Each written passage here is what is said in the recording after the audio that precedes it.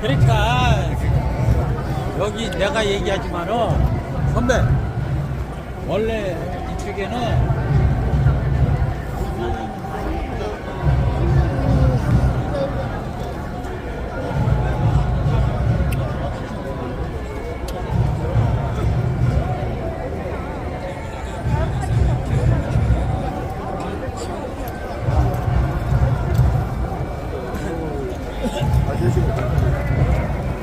그죠?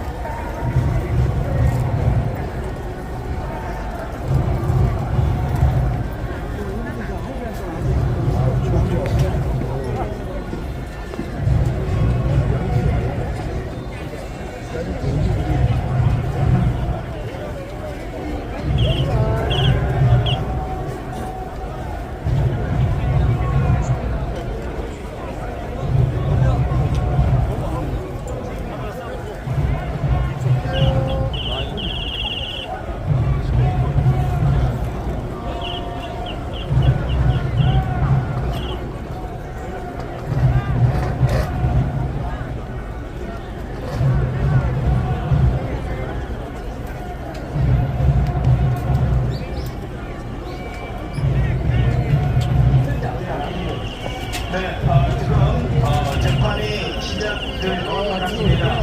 재판과 함께 지켜보도록 하겠습니다. 먼저 출석하신 검사님들 소감 말씀해주시면. 예, 장우성 특별검사부 장주호 검사, 이창규 검사, 전유병구 서성권, 박상기, 김수길, 박대한, 정기훈이 출석했습니다. 그리고 피원들 출석하겠습니다.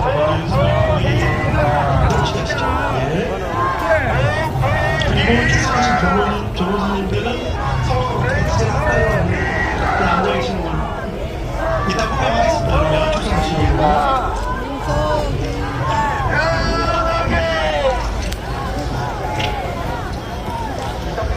예, 잘 앉으시죠. 신기하지다. 그리고 노상원 피고인.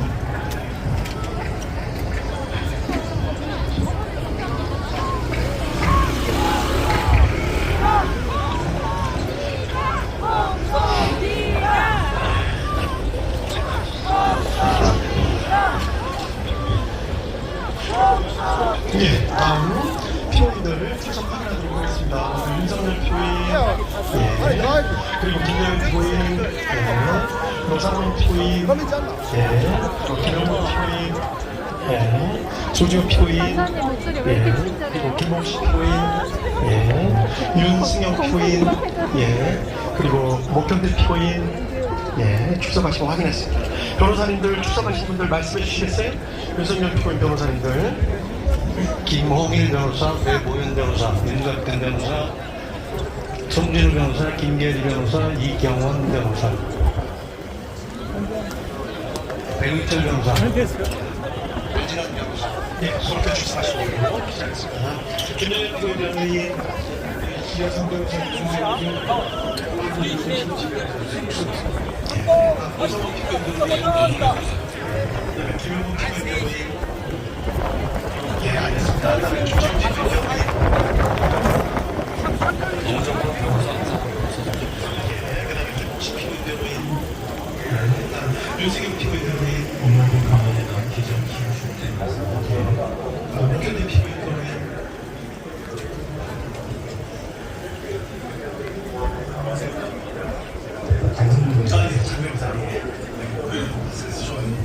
감사합니다. 그렇게 출석 확인했고 지금부터 판결 이유를 말씀드리고 춤을 낭독하도록 하겠습니다. 내용이 좀 길기 때문에 조금 길어질 수 있다는 점을 미리 말씀을 좀 드리겠습니다. 그리고 판결이 선고되는 과정에서 뭐 소란이나 기타 이상한 행동을 하시면 이쪽에서 퇴정 등 강력한 조치를 취할 수밖에 없으니까 방청하시는 분들 그 점 좀 유념을 좀 해주십시오. 네, 지금부터 이용과 밀리고 등 사건 판결 이유를 말씀드리겠습니다. 먼저 이 사건 공소 사실입니다.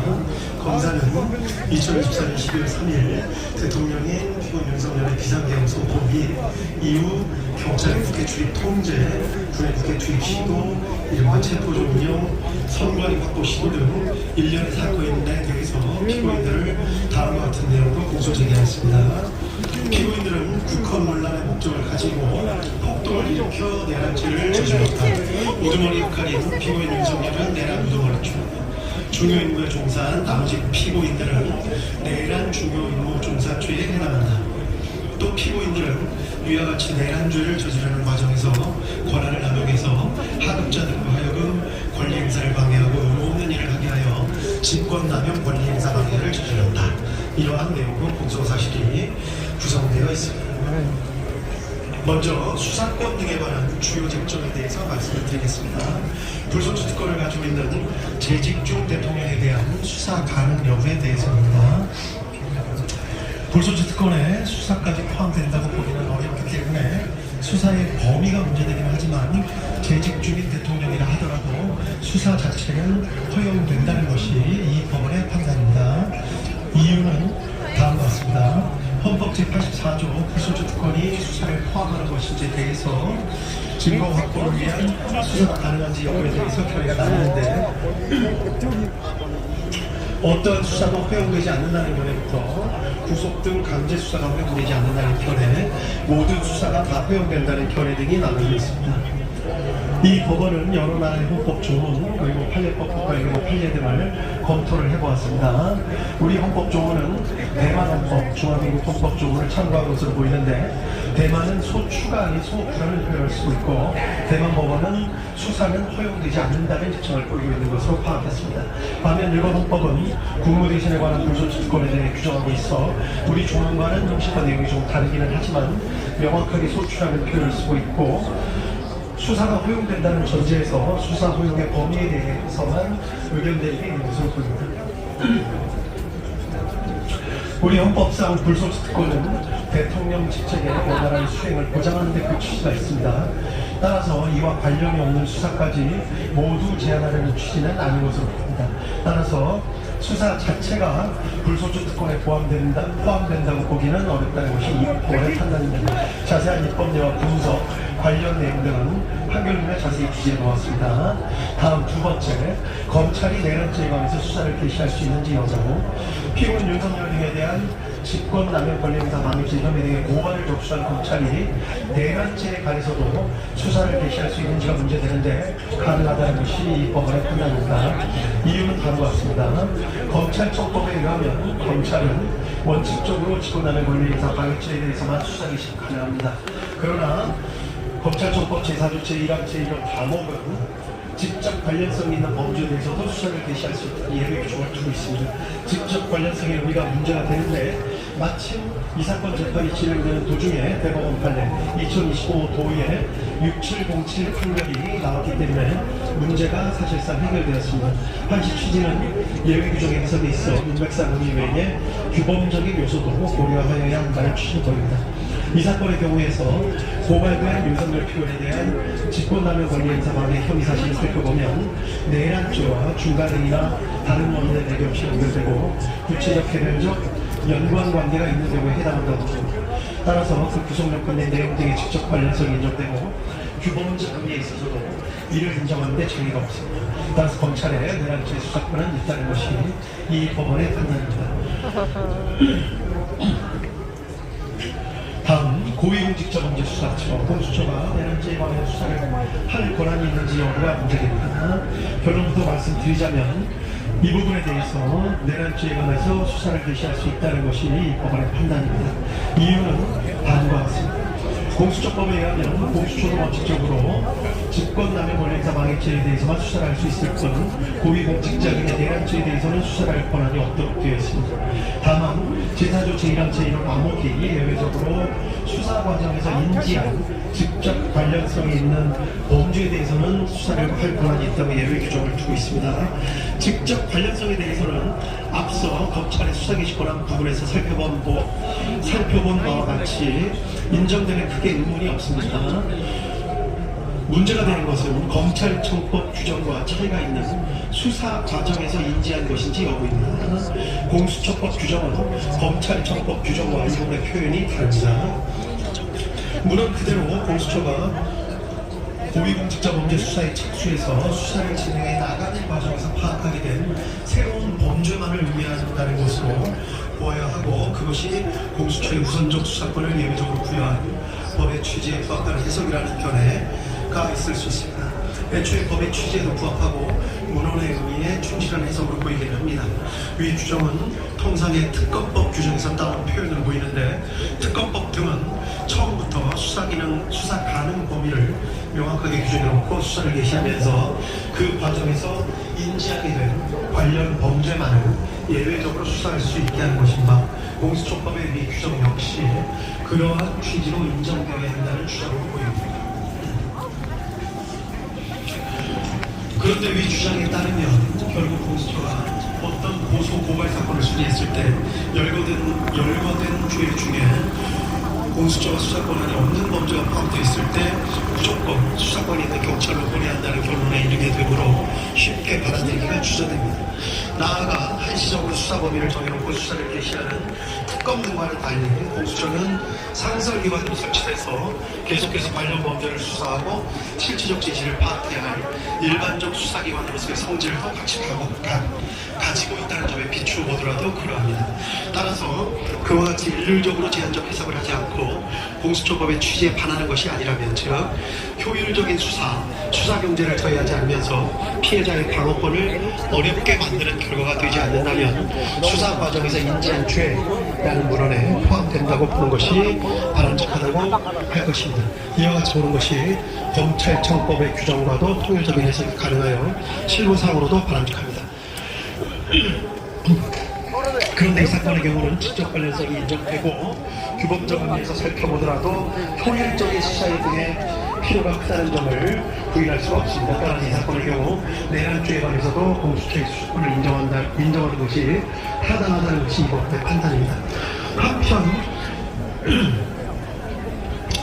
피고인 측의 주장은 다음과 같은 측면이 있습니다. 즉 공수처 수사의 실질은 공수처는 내란죄에 대한 수사권이 없음에도 직권남용 권리행사 방해죄에 대한 고발장에 내란죄가 함께 기재되어 있었다는 것을 핑계 삼아서 범죄의 중대성과 법정형을 비교조차 하기 어려운 내란죄를 수사한 것이기 때문에 결국 공수처의 행위는 수사권 범위에 관한 규정을 정탈해서 수사권을 가지고 있지 않은 내란죄에 대한 수사를 진행하는 것이어서 위법하다, 이런 주장도 포함되는 것으로 보입니다. 기록을 살펴보면 위와 같은 의심에 일리가 전혀 없는 것은 아닌 것으로 보입니다. 다만 공수처와 별도로 내란죄에 관한 수사권이 있는 경찰이 별도로 수사를 개시했었고, 공수처와 경찰 등이 2024년 12월 11일 공조수사본부를 결성해 협의를 거치기도 했습니다. 그리고 12월 16일 경찰이 공수처의 사건을 이첩하게 됐습니다. 이런 사정에 비춰보면 법규상의 잠탈 주장은 그대로 받아들이기 어렵습니다. 그리고 무엇보다 강조해야 할 점은 위와 같은 논란이 이 사건에 있어서는 결국 큰 의미가 없다고 보이는 점입니다. 공수처의 수사권이 없다고 하더라도 검찰이 공수처 송부기록 외에 다른 증거들을 종합해서 기소를 결정한 것으로 보입니다. 검찰의 기소 자체를 위법하다고 보기가 어렵습니다. 두 번째로 공수처가 수집한 증거를 다 빼더라도 검찰이 수집한 증거들, 그리고 이 법원이 증거를 획득하여 조사한 증거들에 의하더라도 지금 유죄로 판단되는 피고인들에 대해서 유죄 판단을 할 증거가 충분하다는 것이 이 법원의 판단입니다. 따라서 공수처의 수사권 유무와 관련된 기소의 적법성, 증거 관련 문제는 결국 발생하지 않습니다. 다음, 위법 수집 증거 관련 내용입니다.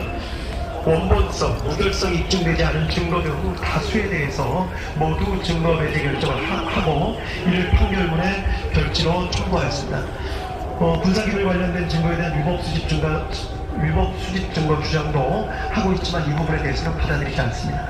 구체적인 위법 수집 증거 관련 판단 부분은 모두 판결문에 자세한 이유를 설치했기 때문에 관련 부분을 살펴보시면 될 것 같습니다. 이러한 사정 하에 해당 증거들, 이 법원이 적법하게 채택하여 조사한 증거들에 의해서 다음과 같은 사실이 인정됩니다. 인정된 사실관계는 판결문에 자세히 기재가 되어 있습니다. 간략하게만 강조될 부분에 대해서 말씀을 드리겠습니다. 이 사건의 경위입니다. 피고인 윤석열 당시 대통령은 야당인 더불어민주당이 다수를 점하고 있는 국회가 정부의 주요 관료들을 탄핵하고 예산을 삭감하는 등의 조치를 쉽게 하는 데 반해서 대통령이나 정부는 이에 대항해서 할 수 있는 마땅한 조치가 없다고 생각하였고, 사실상 국회가 정부로 하여금 제 기능을 할 수 없도록 만들고 있다고 생각한 것으로 보입니다. 피고인 윤석열은 경호처장으로 일하다가 국방부 장관이 된 피고인 김용현과 이런 생각을 어느 정도 공유하면서 이러한 정치 상황에 대해 한탄하는 일이 쉽지 않고, 가끔 박적사령관 열린영, 수전사령관 박종근, 수도만 사령관 이신 등을 불러 격려하는 자리에서 그와 같은 생각을 표현한 적도 있는 것으로 보입니다. 한편 피고인 김용현은 전 정보사령관 피고인 노상원과 친밀한 관계였는데, 이른바 부정선거가 우리 사회에서 벌어지고 있는 것은 아닌지 의심하면서 이에 대한 조사나 수사가 필요하다는 생각을 가지고 정보사령부 요원들을 활용해서 부정선거 수사를 할 나름의 구상을 한 뒤 피고인 노상원을 시켜서 정보사령관 노상원으로부터 정의원 명단을 추천받게 하는 등 나름의 부정선거 수사를 준비하고 있었던 상황이었던 것으로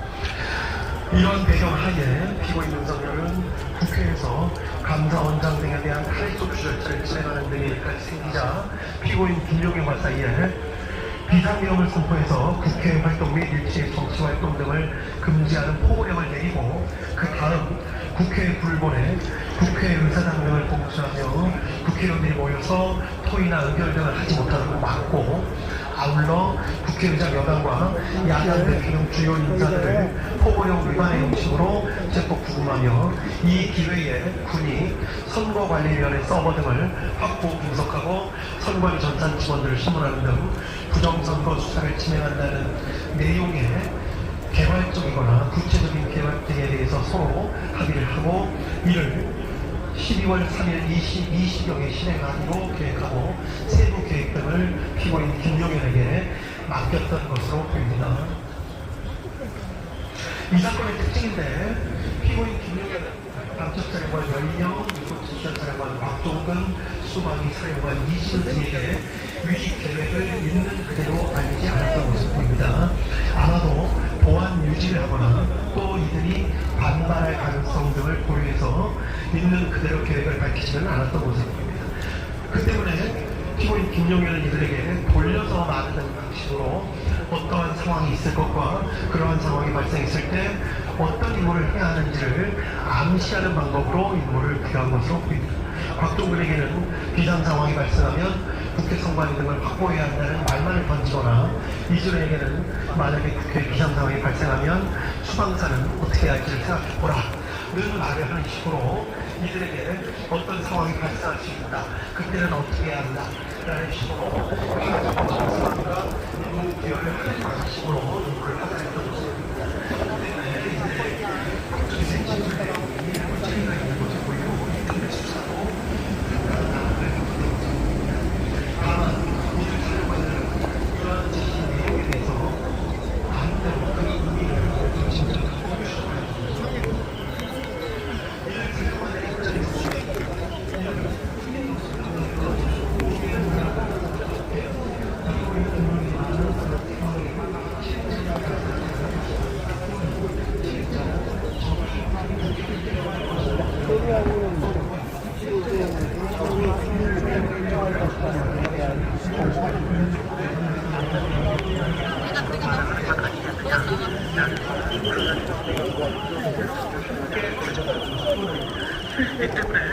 아까도 마스크를 테러할 것이라는 등에 대한 정보가 있기 때문에 아마도 듣고 있는 김종현이 그런 말을 하는 건 아니겠느냐.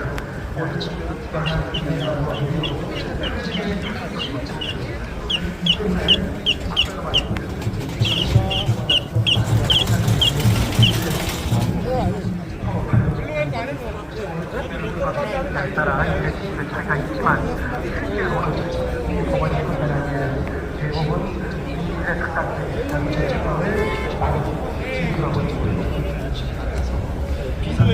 대교 사고의 명령과 피고인 진정에는 글씨더라도 정부의 진위와 함께 10년간의 이후에 정상적인 정보와 소외된 기사를 만나서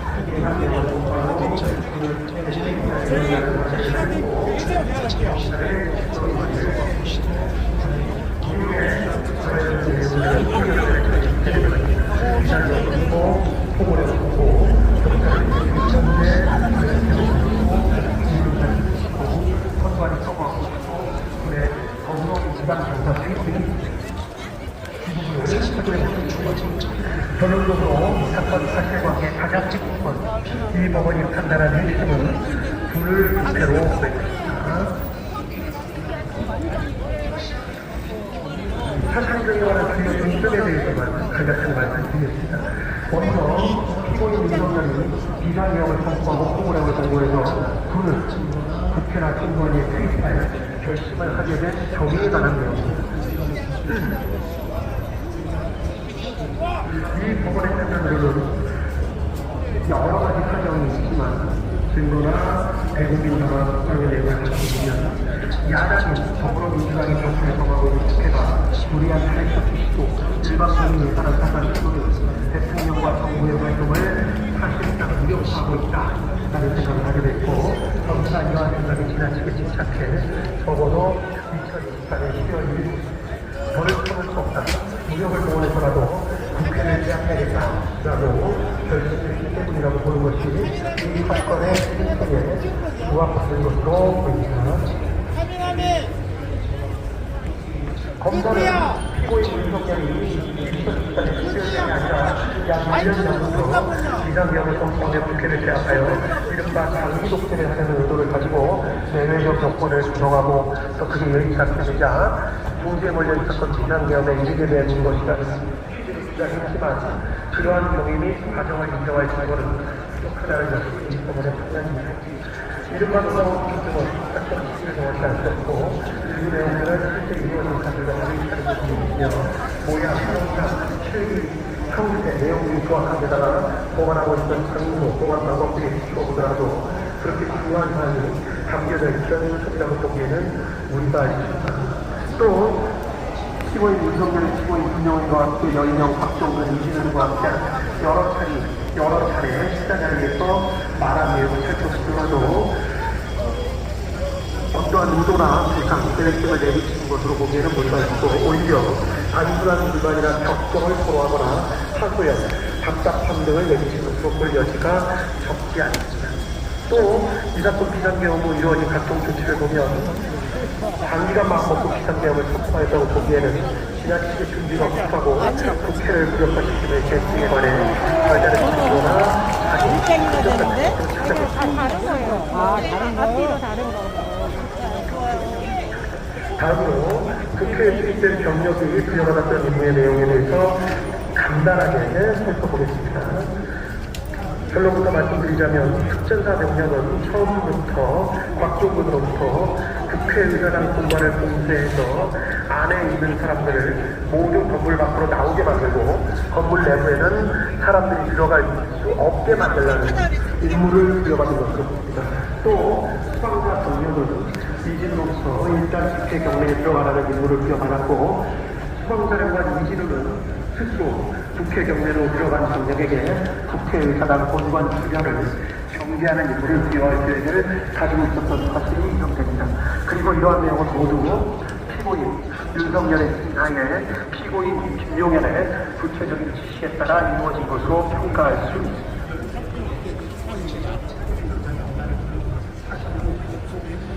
다음으로 방첩사 체포와 부여받은 임무의 내용입니다. 결론부터 말씀드리자면 피고인 김용현이 여인형에게 14명의 구체적 체포 대상자 명단을 불러준 것은 사실로 인정됩니다.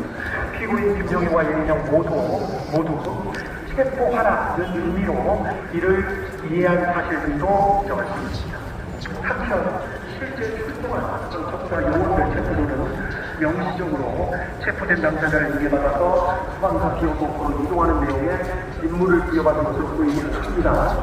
그렇지만 적어도 이미 출동했던 체포 인원들의 경우에는 자신들이 국회에서 경찰 수사관과 군수사관을 만나 함께 팀을 이루어 국회의장 무한식, 야당 대표 이재명, 한동훈 등을 우선하여 체포, 구금해서 수방사 비원법으로 이송한다는 임무를 부여받은 것으로 파악하고 있었던 것으로 보기에 충분하다는 것이 이 법원의 판단입니다. 그 이유에 대해서도 판결문에 구체적이고 자세한 설실을 부여했기 때문에 관련 내용을 확인해 보시면 될 것 같습니다. 가장 중요한 것입니다. 피고인 윤석열이 비상계엄을 촉구하고 포고령을 공고해서 불을 국회 통과에 수립한 목적이 무엇인지에 관해서 이 법원이 파악한 사실을 말씀드리도록 하겠습니다. 피고인 윤석열이 이러한 행동을 한 이유, 경위에 대해서는 아까 말씀드렸고 이러한 행동을 한 목적은 국회로 공개를 보내서 국회의사당을 공세하고 국회의장, 여당, 야당의 대표 등 주요 인사를 체포함으로써 국회의원들이 모여서 토의를 하거나 의결을 하지 못하게 하려는 목적, 즉 국회의 활동을 저지하거나 마비시켜서 국회가 상당 기간 그 기능을 제대로 하지 못하게 만들려는 목적이 있었다고 보기에 충분하다는 것이 이 부분의 판단입니다. 이유는 간단합니다. 개혁 통속사의 명시적으로 한국과 세력의 국회 또 척결이라는 것의 표현이 있습니다. 후보에게는 아예 국회 활동을 금지한다거나 정치 활동을 금지한다, 또 이를 어기시 처벌한다는 등의 표현이 명확하게 있습니다. 국회 활동을 저지하거나 마비시키려는 목적이 그 자체로 뚜렷합니다. 또 여러 가지 사정, 아까 말씀드린 바와 같이 특전사 병력이나 수방사 병력이 부여받은 임무 등에 비춰보더라도 이러한 사정은 명확합니다. 한편 피고인 윤석열, 피고인 김용현은 위와 같이 군을 투입하면서 언제 군을 철수시킬지에 대한 계획을 전혀 정하지 않았던 것으로 봅니다. 결국 피고인 윤석열 등의 마음먹기에 따라서 군의 철수와 국회 활동 재개 여부가 결정되는 것이어서 이러한 사정 등에 비춰보면 결국 국회 활동을 저지하거나 마비시키려는 기간이 상당 기간임을 예정하고 있었다고 보기에도 충분하다는 것이 이 법원의 판단입니다. 일어나지도 않은 일을 그렇게 했었거든요. 다음은 법리에 관해서 말씀을 드리겠습니다. 이 사건 문제되는 형법 규정의 국헌문란 목적의 정의 조항은 형법 제91조 제2호입니다. 이 부분에 관해서 간략하게 연역을 살펴보도록 하겠습니다. 연역적으로 로마 시대에는 국가의 기본 질서를 어지럽히는 행위를 내란죄로 처벌했지만 황제 시대에 이르러서 국가와 황제를 동일시하는 경향이 나타났고 황제에 대한 반역 행위까지 내란죄로 처벌하게 되었습니다. 중세 시대에도 이러한 성향이 강하게 나타나서 죽은 개인에 대한 배신 행위 등을 반역죄로 처벌하게 되었고 점차 왕이나 군주 자체는 반역죄, 내란죄를 저지를 수 없다는 인식이 중세시대 때는 강하게 퍼졌던 것으로 재판부에서 확인을 했습니다. 계기가 된 사건은 찰스 1세, 잉글랜드의 왕 찰스 1세 사건이었습니다. 영국에서 의회가 생기고 왕과 의회 사이에 세금 징수 문제 등으로 갈등을 빚는 일이 생기게 되다가 결국 잉글랜드 왕 찰스 1세는 의회가 자신의 잘못 200가지를 시정해달라는 취지의 결의문을 내자 이에 분노해서 직접 군대를 이끌고 의회 의사당에 난입해서 그 자리에서 의회를 강제로 해산시키는 일이 있었다는 점을 역사 교과서를 통해서 검찰이나 정치가 알고 계실 것으로 생각합니다. 이러한 내전을 통해서 결국 찰스 1세는 반역죄 등으로 사형을 선고받고 죽게 되는 일이 있었습니다. 이때 판결을 살펴보면 왕이 국가의 내정 반역을 하였다는 사실을 명백하게 인정을 한 것을 알 수 있습니다. 이때부터 왕에 대한 범죄라는 생각이 좀 바뀌어서 국민으로부터 축복을 위임받은 의회에 대한 공격을 하는 것은 왕이라 하더라도 주권을 침해하는 것이 되어 반역죄가 성립한다는 개념이 널리 퍼지게 된 것으로 보이고 그리고 이후부터는 18, 19세기를 거쳐 내란죄는 국가 존립을 침해하는 죄로 각국에 반영된 것으로 보입니다. 이러한 연역과 각국의 입법례, 기타 여러 가지 사정에 대해서는 판결문에 자세하게 표시가 되었습니다. 주변국의 사례를 잠깐만 말씀드리겠습니다. 아프리카나 남미 등 이른바 개발도상국의 경우에서는 선거로 당선된 대통령이 의회와 갈등을 일으켜 군부를 동원해서 의회의 기능을 정지시키는 사례 등이 여러 언론을 통해서 전해지고 있습니다. 실제 이로 인해 내란, 반란, 경모 등 이러한 형법 규정에 의해 처벌받은 사례를 찾아보기는 어렵습니다. 재판부에서 판단해 보기에는 성공한 경우가 적지 않은 데다가 만약에 실패한 경우에는 그러한 일을 저지른 대통령이나 관료들이 외국으로 망명해서 수사나 재판이 진행되지 않는 경우가 많았기 때문인 것으로 보입니다. 이 때문에 개발도상국의 사례는 거의 참고할 수 없습니다. 다음으로 선진국의 사례를 말씀드리겠습니다. 이상하게도 선진국의 경우에는 대통령이 의회와 갈등을 일으켜 군부를 동원해서 의회의 기능을 정지시키는 사례 등을 찾아보기가 마찬가지로 어려웠습니다. 그런데 이러한 일이 있는 이유는 조금 다른 것 같습니다. 자세한 내용을 살펴보면 선진국에서는 이러한 정도의 갈등까지 가지 않도록 제도적으로 설계를 치밀하고 꼼꼼하게 해놓는 경우가 많기 때문인 것으로 판단했습니다. 의회를 상원, 하원, 양원으로 나누어서 의회가 신중한 판단을 할 수 있도록 하거나 선거에서 의원들의 일정 비율씩만 교체하도록 해서 급격한 의회 구성의 변화를 막거나 임기 내에 의원에 대한 신임을 묻게 하는 중간 투표 등의 제도를 두어서 책임 있는 의정 활동을 하도록 하는 장치 등을 두고 있기도 합니다. 또 상징적인 의미에서 왕을 두고 있는 국가들은 왕이 정부와 의회에 첨예한 갈등의 중재 역할을 하는 경우도 있는 것으로 보입니다. 대통령 등 행정부 수반에게 의회 해산권을 부여해서 갈등을 해결할 수 있는 제도적 장치를 마련해 주는 경우도 있는 것으로 보입니다. 이러한 연역, 다른 나라의 헌법 규정, 판례, 그리고 다른 나라 주변의 사례 등을 종합해서 보면 형법 제91조 제2호의 의미와 대통령이 형법 제91조 제2호의 국헌문란 목적 내란죄를 저지를 수 있다는 사정을 충분히 알 수 있습니다.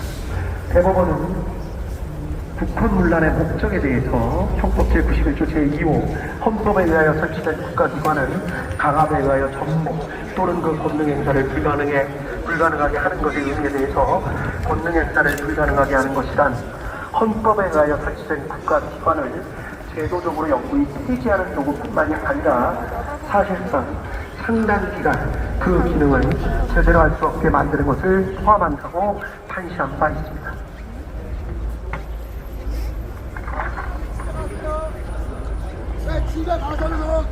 따라서 형법 제27조 제2호가 적용되는 이른바 북한 문란 목적 내란죄는 대통령도 저지를 수가 있습니다. 대표적인 사례가 대통령이 군을 동원해 강제로 의회를 점령하거나 의원들을 체포하는 등의 행위를 하는 것은 결국 국회 활동을 저지하거나 마비시켜 국회가 사실상 상당 기간 그 기능을 제대로 할 수 없게 만들려는 목적, 즉 국회의 권능을 침해하려는 국헌문란의 목적을 가지고 군을 동원해 폭동을 일으키는 것에 해당한다고 할 수 있기 때문입니다.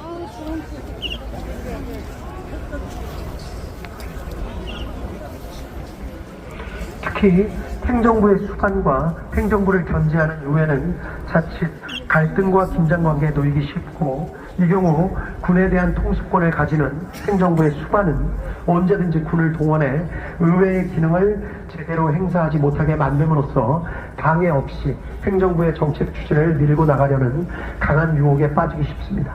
위와 같은 경우는 종종 역사에 찾아볼 수 있고, 아까 말씀드린 바와 같이 주변국에서 직접 목격되기도 합니다.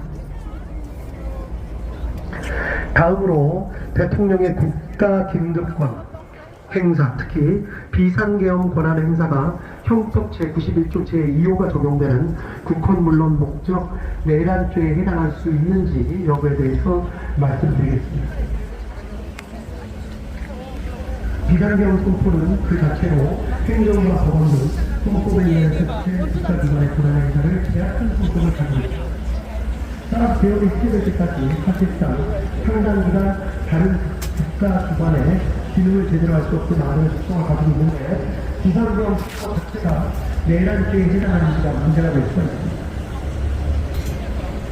이러한 문제에 대해서는 먼저 계엄 선포의 형식적 실제적 요건을 갖추지 못한 경우에는 헌법 제91조 2호가 적용되는 국헌문란 목적 내란죄가 성립된다는 점을 알 수 있습니다. 또 어떤 목적을 가지고 있는지를 살펴서 국헌문란 목적이 인정되는 경우에만 국헌문란 목적 내란죄가 성립된다는 점을 알 수 있습니다. 최종적 요건을 갖추고 있는 여부를 가지고 따지는 전에는 다른 말씀입니다. 일단